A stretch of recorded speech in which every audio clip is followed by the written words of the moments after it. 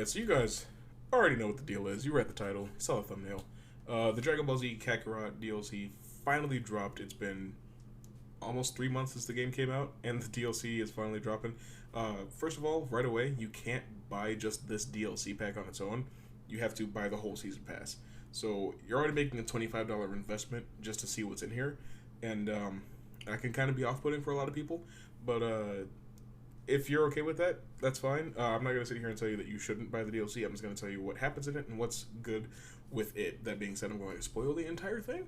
So if you don't want to have the Battle of Gods DLC spoiled for you, then click away, I guess. If you're still here, let's just jump right into it. Alright, so immediately it becomes apparent that this is not Battle of Gods. This is...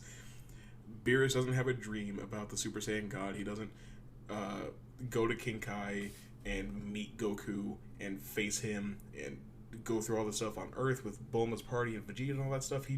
Whis just summons Goku and Vegeta to Beerus' planet, and he's like, hey, you guys are really strong and you desire more strength, and because of that, you are good candidates to fight Beerus.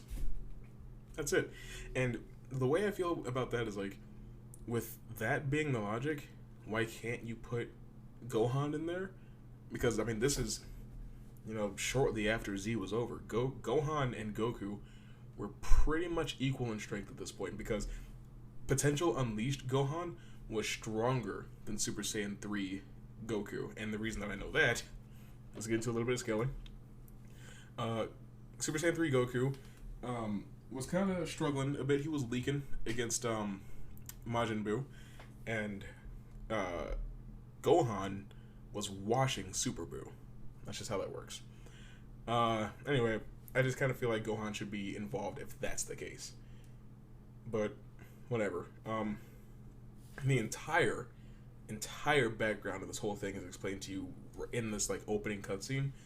But in that background, there's nothing about what Beerus truly is. Just oh, he's a god of destruction. But there's no explanation as to who he is, what he does, and what he's there for.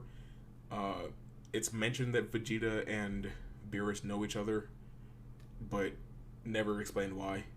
There's no reason as to why Vegeta fears Beerus, so it completely depends on you either having watched Dragon Ball Super or watched the Battle of Gods movie, because there's no substance to this thing at all. I also don't like the way that they rendered Beerus. He's only got one facial expression the whole game. I'm like, what is this? So after that, you can either play as Goku or as Vegeta, and you go through these training missions that scale up in difficulty.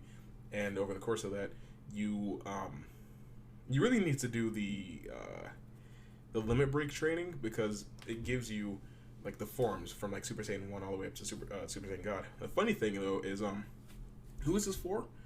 Because if you are playing a DLC that takes place after the main story, you probably have already unlocked all the Super Saiyan forms. So why is it making you go and learn Kaioken, Super Saiyan 1, 2, 3, and then Super Saiyan God? Couldn't possibly tell you. I have no clue. It just feels like a time waster. But because Goku or Vegeta's well, I already have this form, Whis gives you water. And you use this water to gain a literal metric shit-tillion tons of EXP, and I leveled up from a level 104 Goku to a 250 in 10 minutes. It's ridiculous how quickly you can grind for this. And it's funny because before the DLC came out, I'd heard that Beerus was going to be a level 250 enemy, so I was like, oh, he's got to be pretty strong then. Let's see if the fight is fair at all. Let's see what I have to do as far as training goes. The game just gives you free levels. It just gives you all those levels for free. And depending on who you're playing, you do the Super Saiyan God ritual, which I don't like that for Vegeta, because Vegeta didn't want to achieve Super Saiyan God through the ritual, because A, it's relying on other people, and B, when Goku got it done by the ritual, it still wasn't even strong enough to do the job. He could not beat Beerus with that power. So Vegeta didn't want it that way. He actually wanted the power beyond Super Saiyan God, but he had to get Super Saiyan God first, I guess. Point is, I just don't like that. Another thing that frustrates me about the ritual is that instead of Videl, because they use pregnant Videl because she's pregnant with Pan, who is a quarter Saiyan, so sure, she just taps in this Super Saiyan energy, I guess. They use Future Trunks. And it says, oh, summons Trunks or retrieves Trunks from the future to bring him to this situation, and I'm just like, how? Because the main story is going to lead to a different future than the future that Trunks is from. You can't go to the future and get Trunks. He's in a different timeline. Trunks can come back to the main storyline, but the main storyline will not end up in Trunks' future. So I'm trying to figure out, like, I don't want to get into a whole timeline thing, but it just reeks of lazy. Like, you would think that they were working on this DLC after they'd finished the main game, but before the game came out. So, like, you would just think that there was some, like, time put into it, you know? Like, I don't know. That I just when you get Super Saiyan God, you fight Beerus, and then there's this really cool cutscene that happens where you beat him, and it's like, oh, I'm impressed. Try not to let this power go to waste. But then you can train it, like you can fight him as like a training boss, like a Banyu type thing, and he's the level 250. And for some reason, I had a much easier time beating him with Goku than with Vegeta. Like, Goku took me about 2 tries. Vegeta took me about 3 hours. I don't know what the problem was. It just was not working for me. Because at a certain point, Beerus' attack pattern changes. And it's not just like, oh, the fight is getting harder, but it's like he's throwing too much at you for you to be able to actually do anything about it because of how the game works. Like, this fight is not tailored to the mechanics of the game. I'm sorry, that's just how I feel. But after you get Super Saiyan God, you get a whole new skill tree. And all the skills are super expensive, so be prepared to go farm for, like, some villainous enemies or something like that if you really plan on going for all those skills. Even I don't have them all. I don't like how this DLC treats Vegeta. Because afterwards, you know, like after you do your training and stuff like that, if you're playing as Goku, there's a side quest where you fight Vegeta, and the fight makes Beerus angry. I think it wakes him up or something like that, and then you work together to fight Beerus. We steps in because the fight could get too serious. If you're playing as a Vegeta, you have to cook for Beerus. And you wake him up and you fight him by yourself. No Goku, just you and him. It's like, why does this game hate Vegeta so much? I really don't get it. While I was playing it though, I couldn't shake the feeling that I paid $25 for a new training mode. Because essentially that's all you do. You go to the planet and you train. You train against Whis and you train against Beerus. I mean, sure, I farmed up a lot of that, like, super ultra mega super ultimate sacred water, and I just used it to level up a lot of my characters really quickly. But you're paying $25 to get all your characters to level 250 for a new Super Saiyan form and for some training. And if 250 is the level cap, what's gonna happen in the next DLC pack when they put, I guess, Golden Frieza in it? Because the thing is, like, this and the next DLC packs aren't story focused at all. So I guess Golden Frieza is just gonna show up and you're just gonna get Super Saiyan Blue, and it's just like, well, I mean, like, just without there being any story at all to latch onto, you're literally just looking at colors. And what's funny is for this made up Super Saiyan God ritual that they did, first of all, I don't like the Super Saiyan God ritual. It doesn't make any sense to me, but it's what happened, right? And I just want to see it done properly if it's going to be done in a video game for what I think is the first time ever. Like, this is the first time that you go to Beerus' planet, and that should be a big deal, but it's not. It's just a tiny little boxed in area where the grass, it looks like Namek, but the grass is blue instead of green.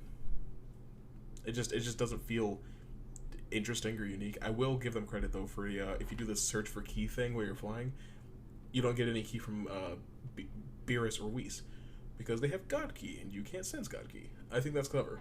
But I just, this is not what the game needed, because this patch doesn't fix any of the game mechanics. Like, you could have used the update to fix some of the things in the game.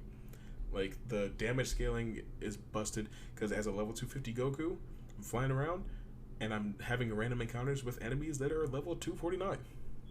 When if I hadn't done all that training, those enemies would have been level 110, maybe at the most. I don't get why they're so strong. I mean, it is satisfying to, like, completely wash a villainous enemy because they're pretty busted, but it's just like, I don't get the scaling of the game. Like, the whole point of me getting stronger is so that I can do things easier. the competition shouldn't be also getting stronger at a commensurate rate just to continue to compete with me. Like, I don't. That's not how you RPG CyberConnect. Like, this, plus I guess Golden Frieza, is not going to justify the $25 price tag on the season pass. However, there is a story thing coming out later. The only guesses I have for it are either the Tournament of Power or the Broly movie. I can't really see it being anything else. It could be the Goku Black arc. I really don't think so. It could be the Universe 6 arc. I really don't think so. I think if they want to sell the season pass, they're going to have to either drop Broly or Jiren. That's just how that's going to work, I guess. But I just feel like if they intend for this game to still be played by the time that DLC comes out, they gotta do something. Like, this was so hollow.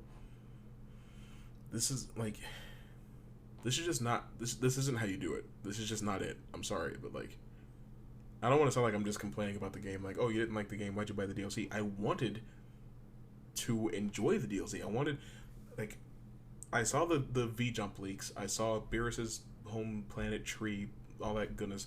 I was like, Battle of Gods. We're going to play through the Battle of Gods story. I love the Battle of Gods movie. I love the Super Saiyan God form. I wanted to see it, like, done. And this just wasn't it. And I'm just very disappointed. I don't like the Resurrection F movie. I don't like that arc at all. So if the next DLC is a lot like this, I probably won't feel anything towards it. But, like, as of what we've got right now, there's no justification anywhere in this thing for the price tag. And it's just save your money. Just save your money. That's all I can say. I'll see you later. Stay frosty.